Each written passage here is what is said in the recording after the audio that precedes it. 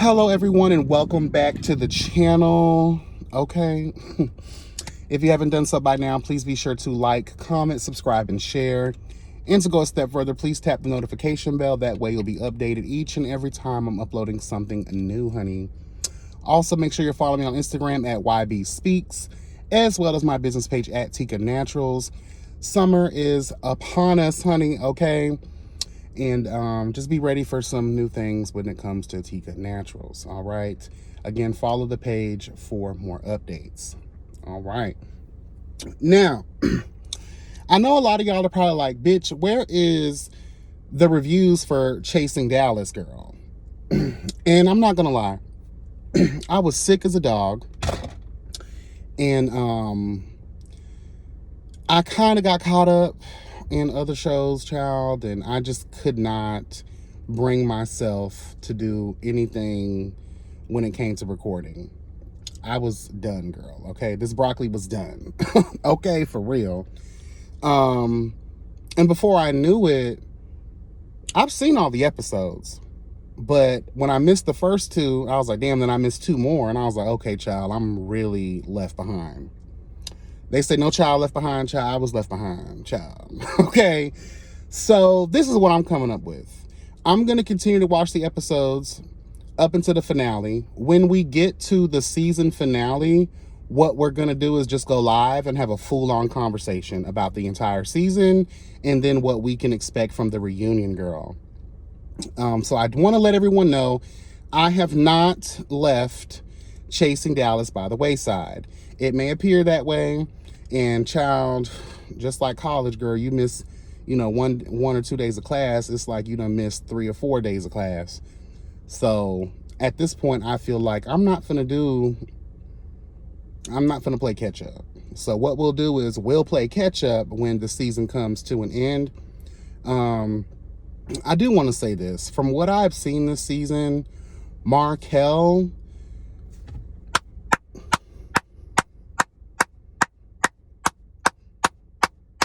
bravo, bitch. I'm getting tingles just thinking about it.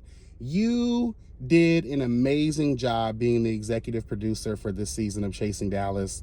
I mean, and to just hear how quick you were able to put all of this together, I know Markel's work ethic is beyond, beyond. I mean, the strive for perfection, and not even just perfection, just like making everything make sense. This season has been an amazing season. You've done a fantastic job, boo. And whoever tells you otherwise, may they burn in hell for eternity, bitch.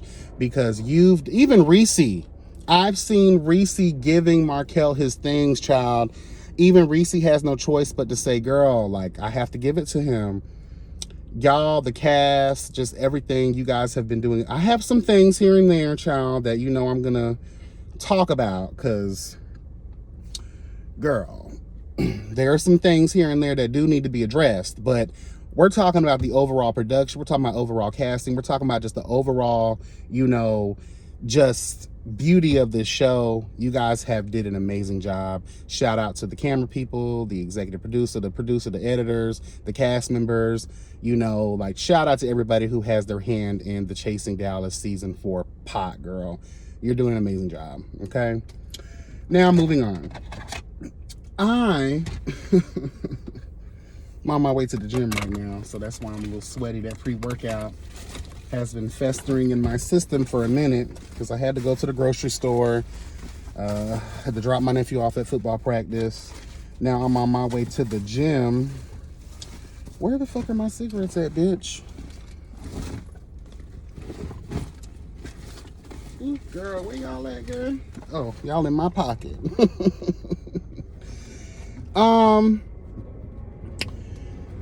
Eboni K. Williams. The conversation continues, girl. The conversation continues.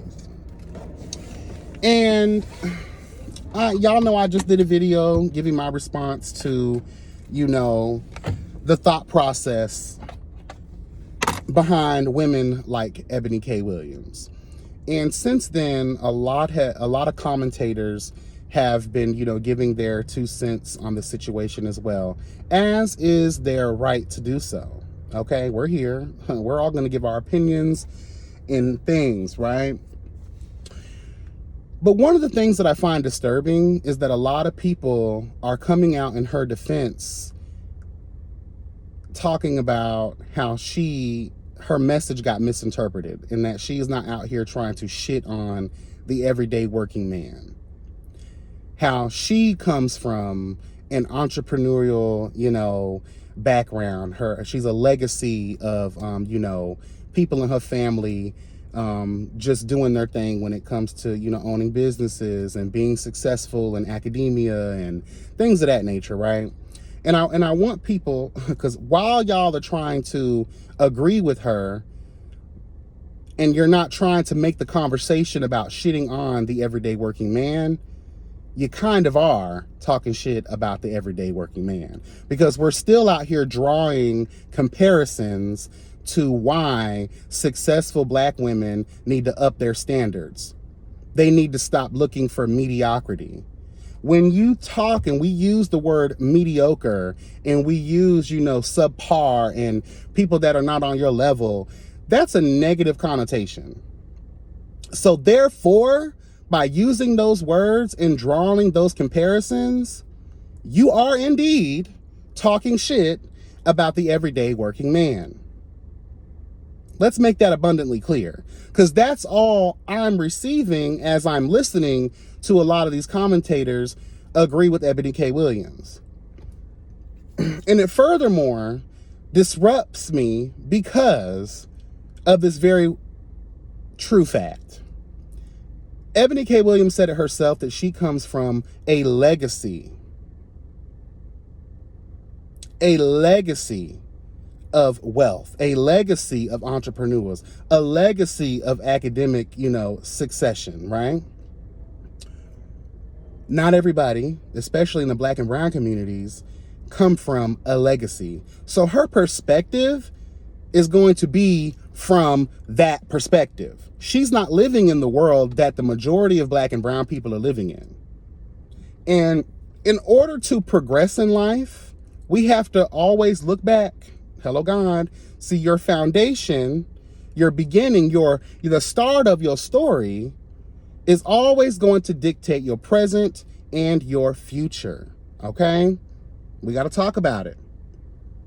We got to dig a little bit deeper here. I know y'all hate that about me, but girl, that's what I'm put on this planet for, is to make y'all think differently, or at least give you something else to think about. So when we talk about black men and black women, we have to talk about this insatiable need that white supremacy has to keep our people down. All right, I know a lot of y'all out there, especially black women, you hate the white man ain't got no control over you no more. We can't keep blaming our problems on the white man. Yes, we can. And this is why we can. And this is why we should blame white supremacy for all the problems that have befallen the black and brown communities. When we look back in the day, when we talk about slavery, right? On this channel and in college, I wrote a paper about transgenerational trauma and how a lot of those traumas that our ancestors endured are heavily embedded in our DNA. And through that, we are more prone, hello God, to mental health issues, depression, anxiety, all the things that encompass mental health.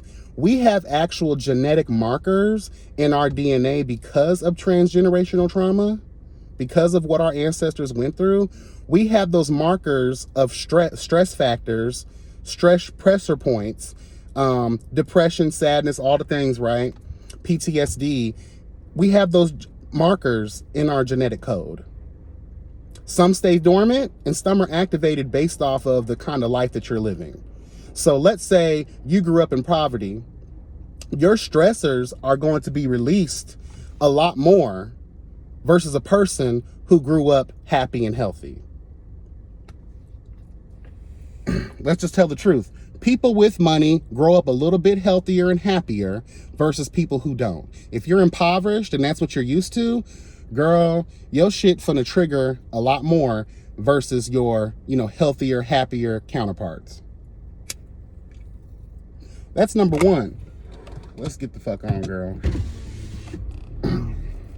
Somebody stole my AirPods, so girl, I was living for recording videos in those because the sound quality was so much better and I did not have to suffer y'all through my AC, girl, because this motherfucking AC be making a lot of noise. I heard some of those earlier videos. I was like, girl, I do not like the way that sounds. But anyway, moving forward. So when you have the CIA, and I've again talked about this a lot on the channel, the CIA was in charge of dismantling the black home. How they did that was they introduced drugs and disease into the black communities back in the day. Okay? Girl, come on, what y'all finna do? You finna go? Thank you, sir, so much. They introduced, it was intentional, crack, heroin, HIV, AIDS into the black communities, girl. And that was an effort to disrupt, dismantle, and disenfranchise, and to have power over the black home. And in doing that, because mind you, science and everything else tells us that if you grow up in a two-parent household, the likelihood of you being successful and happy in life is greater versus if you grew up in a one-parent household. We see that, right? Okay. So on top of that, let me get past this bitch real quick.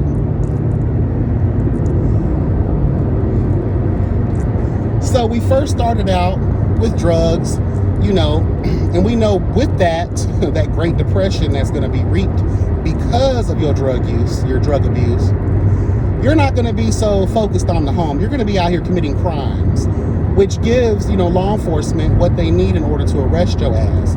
Now you've built a record. Now you're no longer in the home. You are hooked on drugs, so you cannot actually be a parent that's going to do what they need to do for their children. And 9 times out of 10, because we know that substance abuse, we know that drug abuse, child, it's also, I hate to even say that it's hereditary, but after a while, just like we talked about with transgenerational trauma and how they leave markers, the same thing happens with obsessive and excessive drug use and drinking and things of that nature. Your children more than likely will also be addicted to drugs. Okay? Now that, again, is intentional. The word systemic is around for a reason, because a lot of this stuff is strategically, systematically created for the downfall of the black home. We got to talk about education and how education is not designed for anyone, black, brown, or white, to be successful. Unless you go to private schools and you got access to those kinds of funds and resources. And let's be honest here, only legacy babies really get into the Harvards and the Yales of them all, girl. Hello, guy. And the poor people can't afford private, education. Public school systems are out here on the bullest of shits when it comes to preparing our children for the future. We're not having conversations about wealth management. We're not having conversations about insurance. We're not having conversations about credit worthiness, what it takes to get a loan, conversations about how to get yourself out of debt, how to prevent yourself from getting in debt. See, no one talks about prevention for poverty. They just give you the tools on how to get out of poverty. Well, how about we have the conversations and we give the educational resources needed, required, and desired so that people are not faced with that. You guys are out here teaching subject matters in these school systems that are null and void to the human experience. No one needs to know any of that shit. Think about it, girl. Unless you're a mathematician, why the hell do you need to know anything that's above, a certain level of math? If you're not out here trying to be a scholar, girl, on those many subjects, I really don't believe these subject matters are conducive to the future well-being of people. What we need to be learning is how to balance a checkbook. What's the difference between a checking account, savings account, business accounts, the requirements for business accounts? What do the people need? Girl, y'all are doing too much right now. I should have just went that way. I should have just went that way. Fuck. Girl, now they ain't gonna let nobody go. Now y'all ain't gonna let nobody go. What the fuck, bro? But yeah, we're not out here giving people the tools and the resources that they need to be successful individuals in this life. Girl, what are y'all waiting for? Girl. Come on, honey. Come on. Let's go. Let's go. Let's go.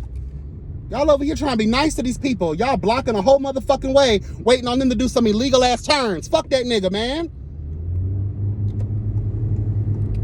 The fuck wrong with y'all, bro? They can't get in. They just can't get in. They're gonna have to wait. Anyway, probably so rudely interrupted by a bunch of fools who don't know how to drive, girl. Again, yeah, going back to education real quick, like we need to have that conversation. Are we setting our children up for real success in the school systems? No, we're not. I feel like school was designed intentionally because these jobs need your parents at work. So let's create a daycare, basically, to house your children. We're not going to care what we teach them. We're not going to set them up. We're going to leave that to the parents. And then we're going to blame the parents on why you're a failure in this life. But you don't give the parents the time needed to even spend with their children to educate them on the very real things that they're going to be faced with in this world. Eboni K. Williams talked about she will not date a man who drives the bus, but she'll date a man who owns the bus. Well, how do you own a bus? Some people don't even know the process of applying for a loan, what the requirements for the loan will be. You know, and in the black community too, let's talk about this. I know every culture does, I know every race does this, but black people kill me with this. Y'all will sit here and claim to have developed the keys for success, but then turn around and say, click the link in my bio. Then you got to sign up for some raggedy seminar that ends up turning out to be a Ponzi scheme or a pyramid scheme. Girl, please. Y'all ain't trying to help your own people. Y'all are not trying to help your own people. The schools ain't trying to help our people. You know you got a stop sign, sir, right? I don't. Thank you. Like, what the fuck? So, when you know that a specific subgroup of people, i.e. black and brown folks, have been stuffed into the far corners of this life, have been intentionally blackballed from getting any type of success, any kind of resources so that they can be successful in this life, we have no choice but to surmise that it is because of white supremacy, and the word supremacy is supreme, girl. It reigns forever and ever. Again, with the intention of the continuous foot on our necks. Look around, girl. There's not that many successful black people. There isn't. I think there's like 5 black billionaires in America. A couple of millionaires that are black people. Took them a lifetime to even achieve that kind of success. And I know what a lot of y'all are gonna say. Everybody is born with the ability to exceed abundantly, you know, in the path that they choose, right? Yeah, that may be true. But we talked about those genetic markers a lot of times lay dormant. You ever had that feeling of being stuck in life? You can't pinpoint it, the reason behind it, right? You can't even explain why you feel stuck in your life. That's that trauma I was talking about. holding you back. And when the world has a lot of times throughout history made you feel like there is a ceiling, like there is a cap, like there is a limitation and a restriction to how successful a black person can be, wouldn't that make you feel so defeated in your spirit that you don't even want to try? Because you notice all the roadblocks that are put in your way just because of the color of your skin.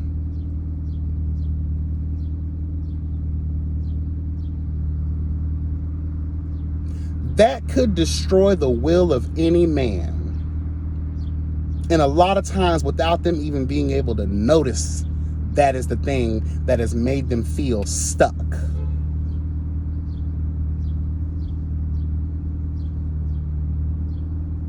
It's an easy thing when you are born with a silver spoon in your mouth to sit here and say, well, we all have the same opportunities.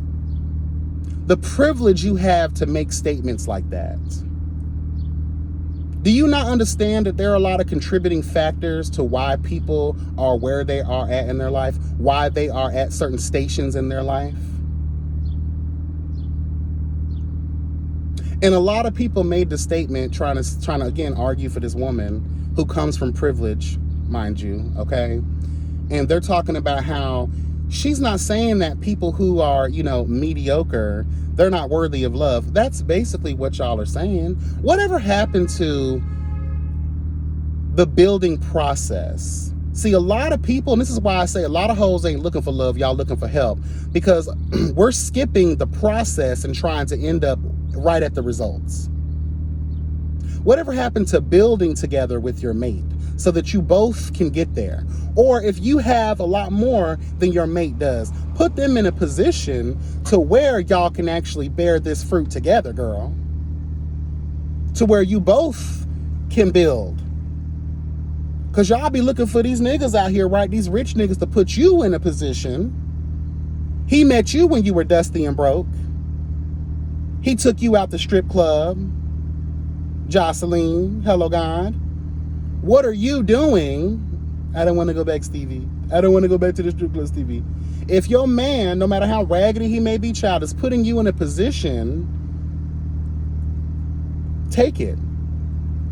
I talked about Dr. Dre's wife and a lot of these other, famous celebrity, wives that are leaving their husbands, and y'all haven't put nothing into the pot. You just sit at home and collect the coin. You take care of house and home and the kids. You don't even cook. Half y'all hoes got maids and shit.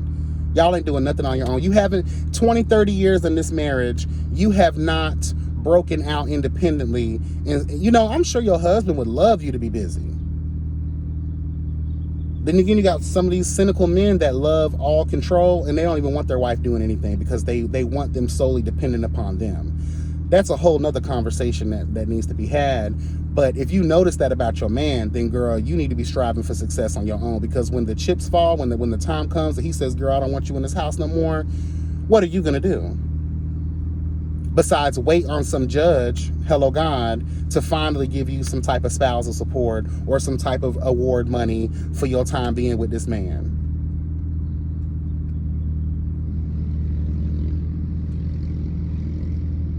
So although Eboni K. Williams' controversial, conversation probably didn't mean to start these types of conversations, I'm kind of glad it did.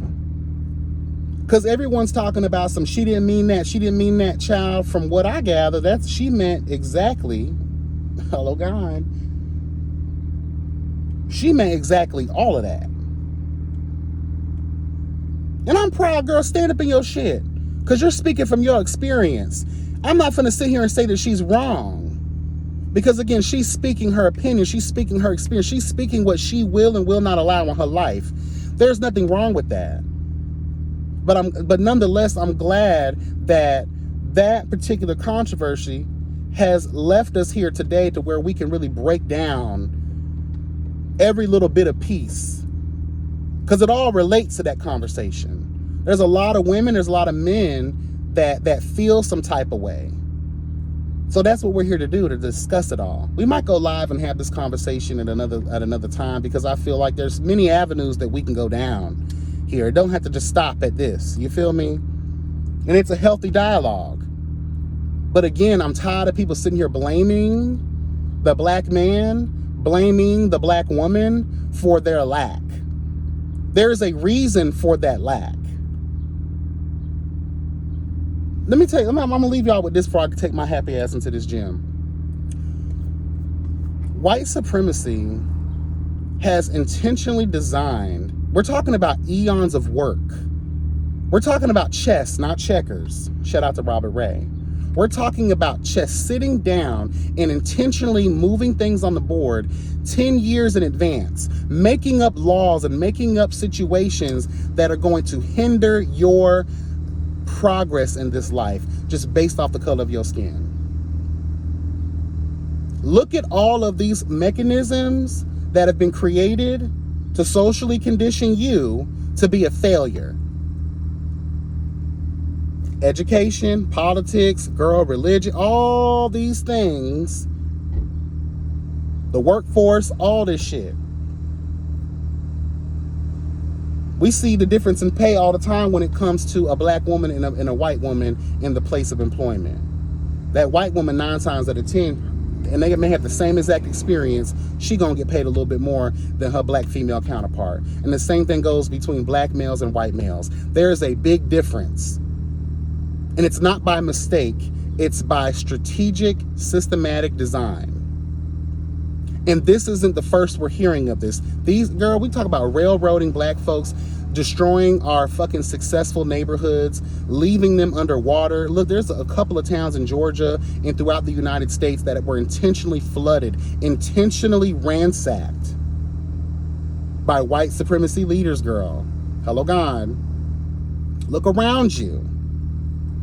So it's going to be a little bit more difficult for the black man and the black woman to get ahead in this life.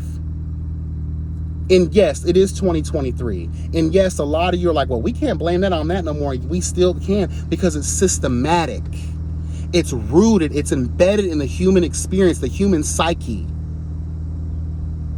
And for a lot of us, it's embedded in our DNA. So it's easy as fuck for someone of privilege to sit around and say, well, we're all afforded the same opportunities. Oh, well, if you ain't getting out, you must be a lazy bum. No, there's something deeply rooted in the black and brown psyche that stops us from being able to cross the threshold of success. If that were not the case, don't you think there would be way more successful black people out here, way more successful black entrepreneurs out here in the world?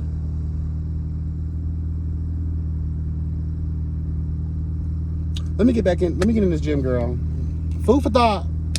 That's my stance, girl. And I'm not moving from it, period. Be blessed and never stressed, y'all. Remember that health is truly wealth, bitch. Okay? And in the words of Erica De Niro TV, girl, hello, God, protect your energy.